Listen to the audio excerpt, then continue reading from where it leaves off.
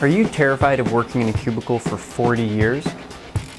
Do you love books such as Rich Dad, Poor Dad, The 4-Hour Work Week, books like Think and Grow Rich, books like The Tipping Point, books like The E-Myth by Michael Gerber? If so, I encourage you to watch the next few minutes of this video. Now, before we actually go there, I've got a great story for you. This is Ron Burgundy, proudly reporting. You've probably seen the movie Anchorman, and at the end of the movie, Veronica Corningstone and Ron Burgundy end up in a bear pit in a pretty sticky situation. I should have known. No, I did it. You bitch. You woke the bears. Why did you do that? So the bears wake up and they are huge. Now, believe it or not, the biggest of all of the bears in the bear pit is actually named Ali Oop, and he lives right here in Canada. Now, Ali Oop is actually 1,680 pounds heavy and well over 6 feet tall. Ali Oop is a monster.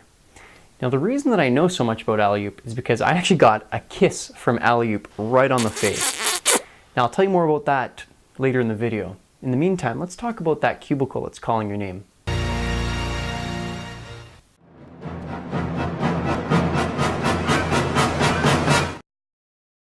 Now, you may not know this, but there's actually a group of young, up-and-coming entrepreneurs that get together in a group called Young DollarMakers.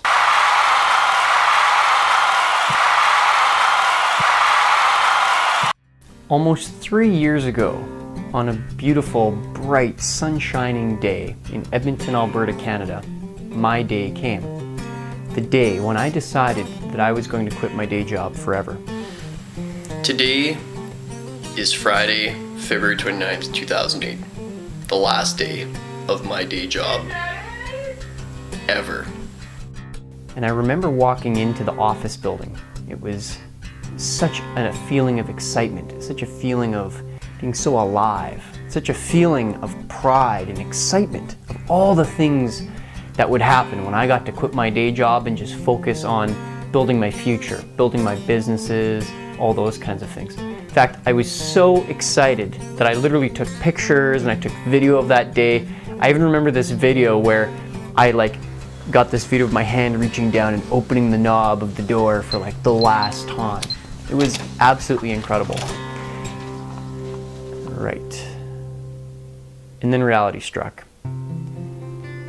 After the glitz and the glam and the excitement of quitting my job, walking out that door for the last time ever, my savings dried up. I wasn't making any money. Credit card bills going through the roof. It was a severe reality check. And not at all what I expected. Here's the thing.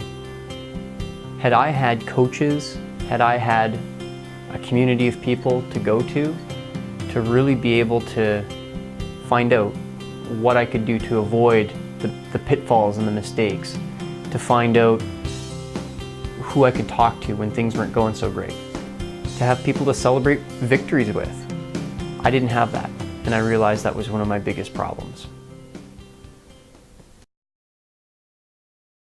Now, looking back, it almost seems kind of crazy.